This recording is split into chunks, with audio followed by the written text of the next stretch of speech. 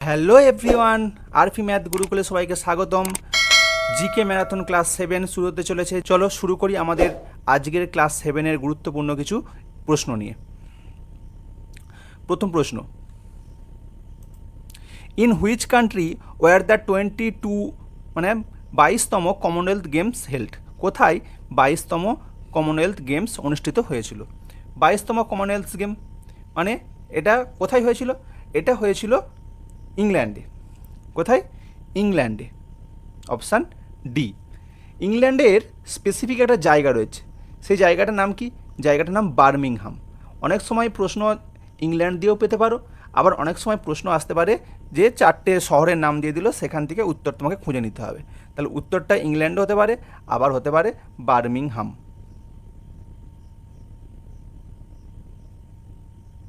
Birmingham. ওকে, আচ্ছা, এই যে কমনওয়েলথ গেম কবে শুরু হয়েছিল জানো? কমনওয়েলথ গেম ফার্স্ট হয়েছিল, প্রথম কমনওয়েলথ গেম হয়েছিল 1930 সালে। 1930 সাল। ওকে, আচ্ছা, কোথায় হয়েছিল? সেই সময়কার হ্যামিল্টন, যেটা কানাডার একটা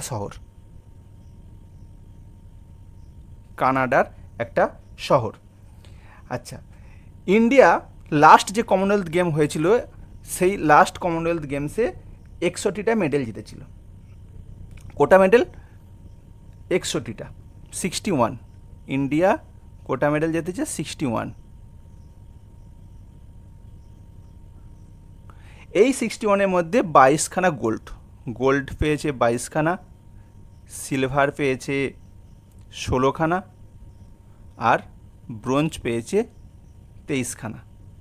ওকে, আচ্ছা, নেক্সট টাইম 2026-এ আবার কমনওয়েলথ গেম হবে।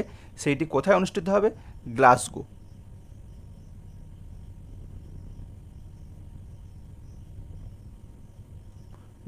শহরে অনুষ্ঠিত হবে। ওকে, নেক্সট প্রশ্ন, Bhima river which is a major tributary of the Krishna river flows through? Bhima river কোন দুটো রাজ্যের মধ্য দিয়ে গেছে, যেটি কৃষ্ণার একটি গুরুত্বপূর্ণ উপনদী? ভীমা রিভার গিয়েছে মহারাষ্ট্র এবং কর্ণাটক রাজ্যের মধ্য দিয়ে। ভীমা কোথা থেকে উৎপত্তি হয়েছে? ভীমশঙ্কর, পুনের নিকট ভীমশঙ্কর মন্দির। আমরা জানি একটি আমাদের দেশে যে 12টি জ্যোতির্লিঙ্গ রয়েছে, তার মধ্যে একটি হলো ভীমাশঙ্কর। এই ভীমাশঙ্কর টেম্পল থেকে বা টেম্পলের কাছ থেকে এই নদীটির উৎপত্তি, এবং তার নাম অনুসারেই ভীমা নামে পরিচিত, এবং এটি শেষ পর্যন্ত কৃষ্ণা নদীর সঙ্গে এসে মিলিত হয়েছে। তো এটি মহারাষ্ট্র এবং কর্ণাটক রাজ্যের মধ্য দিয়ে প্রবাহিত হয়েছে। Next, what is the effect of bile salt in the digestion of foods? Digestion of ফুডসের ক্ষেত্রে বাইল সল্টের কী ভূমিকা আছে? এটি ব্রেক আপ করে। কি করে? বিগ ফ্যাটগুলোকে ভেঙে দেয়। ঠিক আছে, break up big fat globules into small globules. বড় বড় কণিকাগুলোকে ছোট ছোট কণিকাতে ভাঙতে সাহায্য করে। Option A is the right answer. Okay, আচ্ছা, এইখানে দেখো বাইল জুস কি করে? তাহলে ডাইজেশনে সাহায্য করে। কিসে সাহায্য করে? ডাইজেশনে।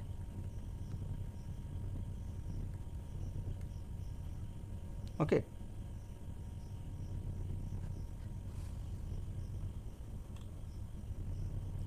Next, which of the following elements have similar properties with eka silicon, eka boron, eka aluminium? কোনটা? Germanium, scandium and gallium. Option B, germanium, scandium and gallium. এই যে নামকরণগুলো, একা silicon, eka boron, eka aluminium বা germanium, scandium, gallium, এই নামগুলো যিনি করেছিলেন তার নাম হচ্ছে মেন্ডেলিভ। সবাই নাম শুনে থাকবে, নাম হচ্ছে মেন্ডেলিভ। এই বিজ্ঞানী এই নামকরণগুলো করেছিলেন। Next question, what is an aquifer? Aquifer কী জিনিস? অ্যাকুইফার হলো water store underground between layer of hard rock. কী বলছে? Option D, water store underground between layer of hard rock. সেটা কী জিনিস? যারা জিওগ্রাফি নিয়ে পড়াশোনা করেছো তারা এই ব্যাপারটা ভালো জানবে যে আমাদের পৃথিবীর অভ্যন্তর বলো তলদেশ বলো, এখানে কিছু লেয়ার দেখতে পাই আমরা। পৃথিবীর ওপরে ধরো এইখানে যদি আমরা গাছপালা থাকে, এখানে ধরো যদি গাছপালা থাকে বা ঘরবাড়ি থাকে, তাহলে এই যে এটা পৃথিবী পৃষ্ঠ, এটা সয়েল, এখানে সয়েল আছে। তো এই যে লেয়ার, এইরকম বেশ কিছু লেয়ার আমরা কিন্তু পরপর দেখতে পাবো পৃথিবীর তলায়। ধরো এর পরে আবার একটা লেয়ার পাবো আমরা। এই লেয়ারটা ধরা যাক এখানে হচ্ছে ক্ষুদ্রাতি ক্ষুদ্র পার্টিকেলস রয়েছে, ক্লিয়ার? বা এখানে হয়তো জলকণিকাগুলো রয়েছে। এর নিচে যে লেয়ারটা আছে, এর নিচে যে লেয়ারটা আছে সেই লেয়ারটা, এর নিচে যে লেয়ারটা আছে সেই লেয়ারটা অনেকটা হার্ড। ধরা যাক এই লেয়ারটা যে রয়েছে এই লেয়ারটা অনেকটা হার্ড। এখানে কঠিন শিলার আবরণ রয়েছে যেখান দিয়ে জল লিকেজ করতে পারে না, ক্লিয়ার? তাহলে যদি এখানে কোথাও বৃষ্টিপাত হয়, তাহলে বৃষ্টিপাত হলে কী হবে?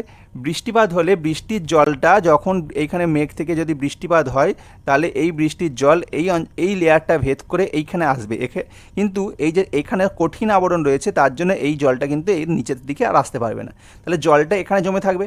এই যে দুটো লেয়ারের মাঝখানে জল জমে রইলো, এটাকে আমরা অ্যাকুইফার বলবো। এখান দিয়ে পরবর্তীকালে যদি আমরা পাইপ লাইন করি বা নল পতি, তাহলে কিন্তু এখান থেকে সহজে আমাদের জল বেরিয়ে আসবে।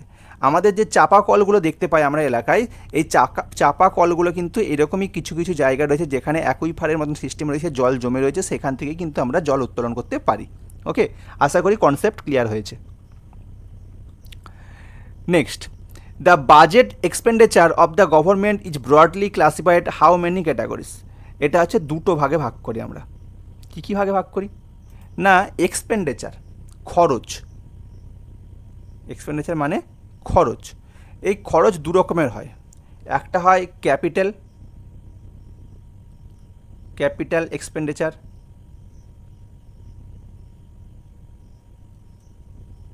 আরেকটা হচ্ছে রেভিনিউ এক্সপেন্ডিচার। ওকে, ক্যাপিটাল এক্সপেন্ডিচার কী করে? ক্রিয়েটিং অ্যাসেট, নতুন নতুন জিনিস তৈরি করতে ক্যাপিটাল এক্সপেন্ডিচারে আমরা ব্যবহার করি। কীরকম নতুন নতুন জিনিস? অ্যাসেট ক্রিয়েট করা। কী কী অ্যাসেট হতে পারে আমাদের? যেমন ধরো রেল লাইন হতে পারে, ব্রিজ হতে পারে, ইন্ডাস্ট্রি, ঠিক আছে? এগুলো হচ্ছে অ্যাসেট তৈরি। আর রেভিনিউ এক্সপেন্ডিচার তৎকালীন বাস্তবিক পরিস্থিতিতে প্রথম পর্যায়ে যদি যে যে খরচগুলো আমাদের লাগে, খরচ করতে হয়, সেইগুলো হচ্ছে রেভিনিউ। যেমন ধরো পেনশন, কর্মচারীদের স্যালারি, সোশ্যাল ওয়ার্ক, এইগুলোর জন্য খরচ হয়, এগুলো হচ্ছে revenue expenditure. Next question, which of the following is the highest layer of atmosphere? অ্যাটমসফিয়ারের সবথেকে উপরে যে স্তরটি রয়েছে তার নাম হচ্ছে এক্সোস্ফিয়ার। অ্যাটমসফিয়ারের সবথেকে উপরে যে স্তর রয়েছে তার নাম হচ্ছে এক্সোস্ফিয়ার। দেখো, অ্যাটমসফিয়ার গোটা পৃথিবী মণ্ডল, এটা কতগুলো স্তরে আমরা ভাগ করি, গোটা পৃথিবীকে আমরা কতগুলো স্তরে ভাগ করি। একদম যে লোয়ার লেভেলে যেটা আছে যে স্তরটা, তার নাম হচ্ছে ট্রপোস্ফিয়ার, ক্লিয়ার? তার নাম হচ্ছে ট্রপোস্ফিয়ার। এই লেয়ারে মেঘ করে, ঝড় বৃষ্টি হয়, ঠিক আছে? ঘর বাড়ি আছে, এখানে আমরা বাস করি। এই লেয়ারটা সবথেকে নিচের স্তর। এর পরের যে লেয়ারটা আছে এর নাম হচ্ছে স্ট্র্যাটোস্ফিয়ার। এই যে স্ট্র্যাটোস্ফিয়ার, এখানে কি হয়? এখানে এরোপ্লেন চলাচল করে। কারণ কি? এই লেয়ারটা অনেক শান্ত লেয়ার, এখানে কোনো ঝড় ঝঞ্ঝা দেখতে পায় না, কোনো কিছু সমস্যা নেই। এটা হচ্ছে স্ট্র্যাটোস্ফিয়ার। এই স্ট্র্যাটোস্ফিয়ারেরই কিছু অংশ জুড়ে রয়েছে ওজোন গ্যাসের অস্তিত্ব, O3 গ্যাস, ওজোন গ্যাসের অস্তিত্ব। ওকে, এরপরে যে স্তরটা রয়েছে তার নাম হচ্ছে মেসোস্ফিয়ার। এখানটা এই স্তরের সবথেকে ঠান্ডা স্তর, -95 ডিগ্রি সেন্টিগ্রেড পর্যন্ত টেম্পারেচার এখানে দেখতে পাওয়া যায়। এরপর যে স্তরটি রয়েছে তার নাম হচ্ছে থার্মোস্ফিয়ার।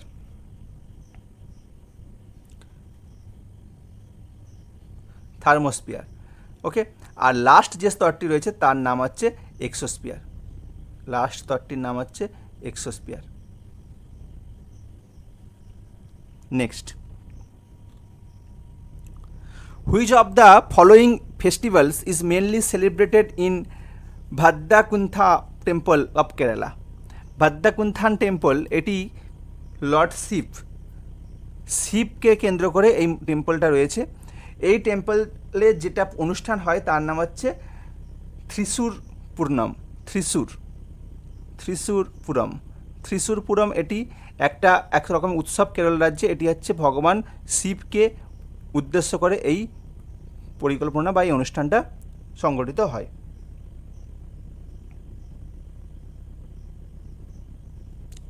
নেক্সট, আচ্ছা, এখানে কয়েকটা অপশান রয়েছে, যেমন দেখে নাও। এই যে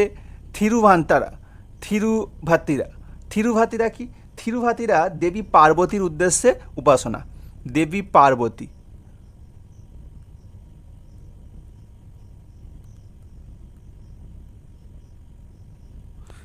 পার্বতীর উপাসনা হয় এই থিরুভাতারা।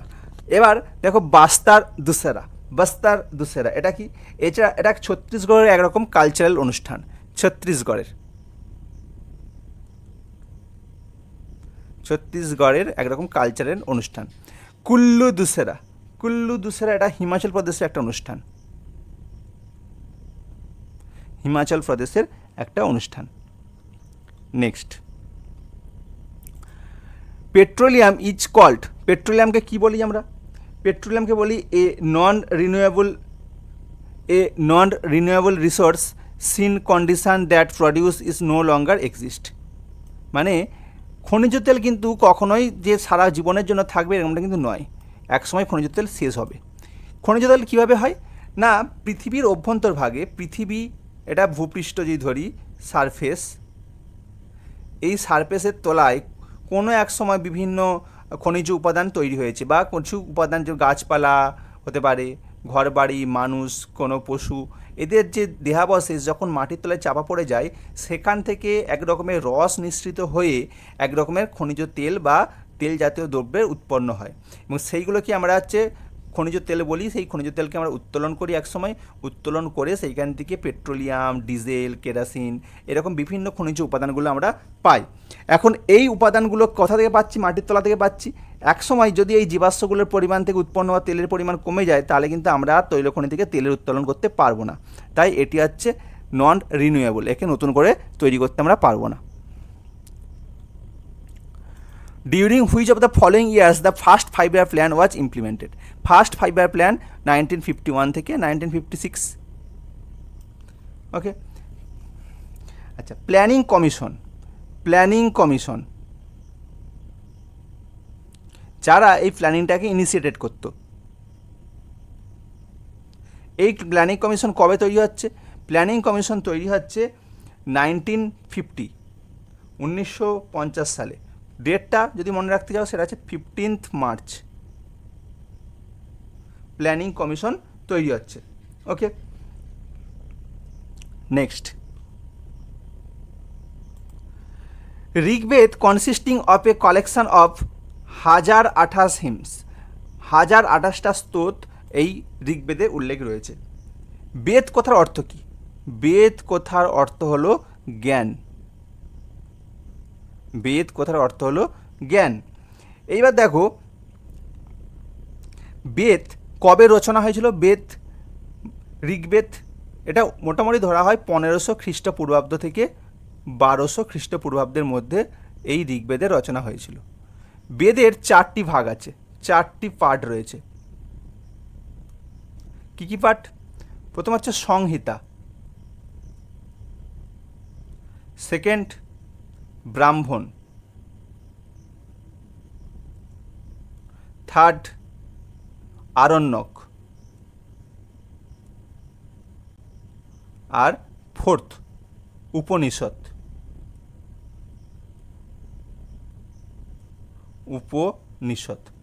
ওকে, ঋগ্বৈদিক যুগে যে সমস্ত দেবতারা ছিলেন তাদের নাম মধ্যে কয়েকজন আছে অগ্নি, এছাড়া ইন্দ্র, এছাড়া সোম, এছাড়া পৃথিবী, ইত্যাদি।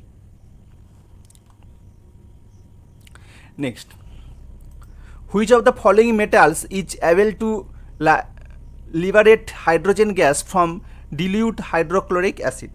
হাইড্রোক্লোরিক অ্যাসিড থেকে আলাদা করতে যেই উপাদানটা বা যেই খনিজ উপাদানটা কাজে লাগে ব্যবহার করা হয় সেটা হচ্ছে সীসা, PB.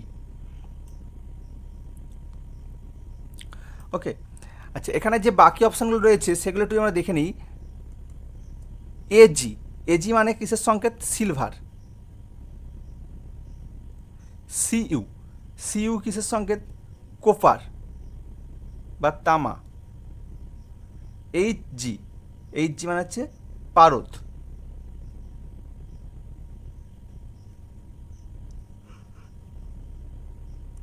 Next, who is the captain of the Indian women's cricket Commonwealth game? Women's cricket Commonwealth গেমসের ক্যাপ্টেন ছিলেন হরমনপ্রীত কৌর।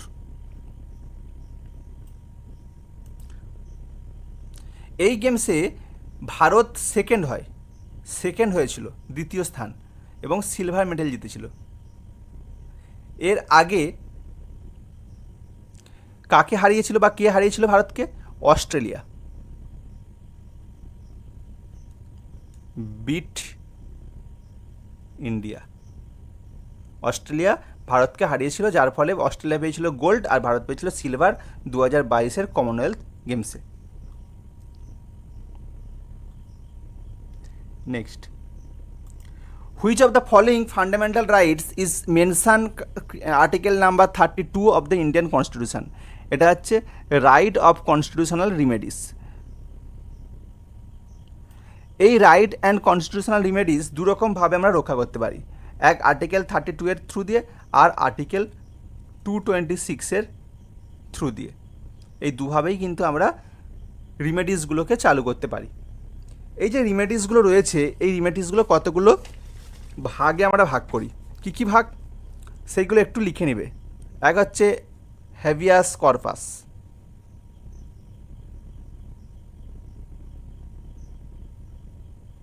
ওকে। 2 নম্বর ম্যান্ডামাস,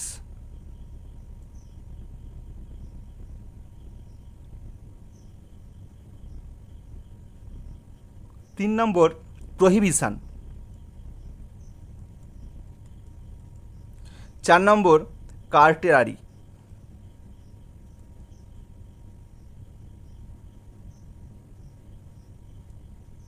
আর লাস্ট হচ্ছে কুও ওরিয়েন্টো।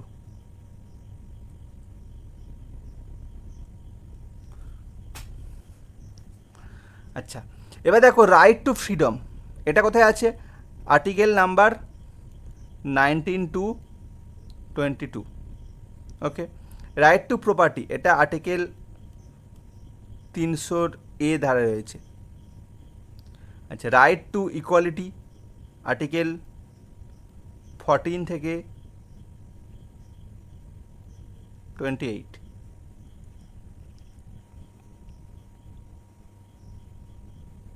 সরি 18, 14 থেকে 18।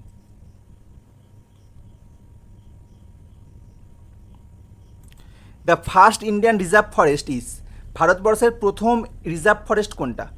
ভারতবর্ষের প্রথম রিজার্ভ ফরেস্ট হচ্ছে সাতপুরা ন্যাশনাল পার্ক। কোনটা? Satpura national park. কোথায় অবস্থিত? সাতপুরা ন্যাশনাল পার্ক অবস্থিত মধ্যপ্রদেশে। কোথায়? মধ্যপ্রদেশে। ওকে, তাহলে এটি অবস্থিত Madhya Pradesh. Jim Corbett national park, এটা কি? Jim Corbett national park one of the oldest national park, oldest. আচ্ছা, Pench national park, Pench national পার্কও একটা গুরুত্বপূর্ণ পার্ক। তবে এই যে বাকিগুলো সবগুলো হচ্ছে national park, Kaziranga national park, Pench national park, Jim Corbett national park, Satpura national park. Okay, এই চারটে হচ্ছে আমাদের ন্যাশনাল পার্কের উদাহরণ। Kaziranga Assam.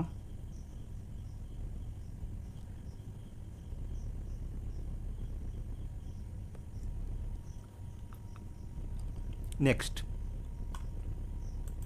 in general the oxides of non-metals are dash in nature. Oxides and বা oxides of non-metals are dash in nature, সেটা কি? সেটা হচ্ছে acidic. Next,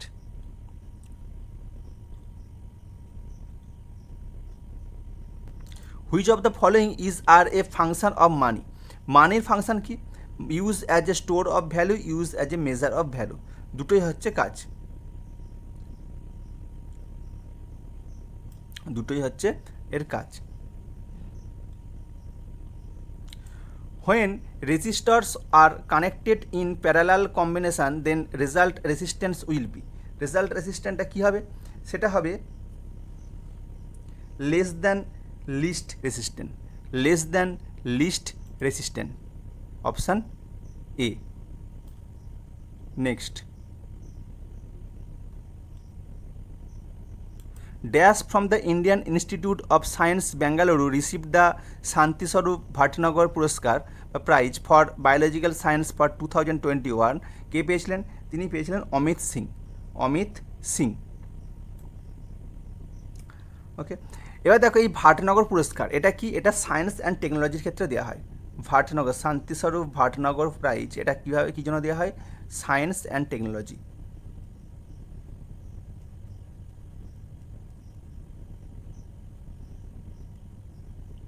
okay, science and টেকনোলজির জন্য দেওয়া হয়। কবে প্রথম দেওয়া হয়েছিল? ফার্স্ট দেওয়া হয়েছিল 1958-এ। ওকে, পরের, what are the finger like projection that increase the area of absorption of the small intestine called? এটাকে কি বলি? এটাকে আমরা বলি ভিল্লি, এটাকে আমরা বলি ভিল্লি। Which of the following gases is released when zinc oxide react with carbon? Zinc oxide যখন কার্বনের সঙ্গে রিলেক্ট করে তখন কি হয়? কার্বন মনোক্সাইড উৎপন্ন হয়, কার্বন মনোক্সাইড উৎপাদন হয়। Next, what is the pH of salt condition A minutes of a strong base and weak acid? এটা কি বলবো? এটা হচ্ছে যখন পিএইচ 7-এর বেশি হয়, পিএইচ যখন 7-এর বেশি হয় মানে ক্ষারকীয় পরিস্থিতি তৈরি হয়। ক্লিয়ার? পিএইচ স্কেল যদি আমরা দেখি, পিএইচ স্কেলের মিডিলে একটা থাকবে পয়েন্ট যার মান হচ্ছে 7, পিএইচ স্কেলের মাঝের যে পয়েন্ট তার মান হচ্ছে 7, এদিকটা 7-এর বেশি 14 পর্যন্ত, এদিকে 7-এর কম 0 পর্যন্ত। 0 থেকে 7 মধ্যে যদি যে জিনিসগুলো থাকে সেগুলোকে আমরা বলবো অ্যাসিডিক, সেগুলোকে বলবো অ্যাসিডিক। আর 7 থেকে 14 মধ্যে যেটা থাকবে সেটা হচ্ছে alkali, alkali. Okay, in which of the following years the 73rd and 74th Constitutional Amendment Act came into force, which gave constitutional status to Panchayat Raj Institute and urban local bodies respectively? এটি চালু হচ্ছে কবে? 1993-তে, কিন্তু বিলটা pass হয়ে যাচ্ছে কবে? 1992-তে। তাহলে এটা মনে রাখতে হবে, বিল পাস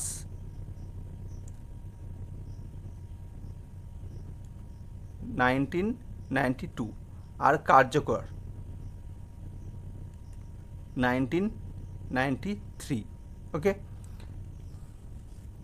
এটা কি? এটা হচ্ছে 73rd and 74th amendment. Clear? ওকে, তাহলে আজ এই পর্যন্ত রইল। পরের দিন দেখা হচ্ছে নতুন একটি ভিডিওতে নতুন কিছু ক্লাসের প্রশ্নপত্র নিয়ে।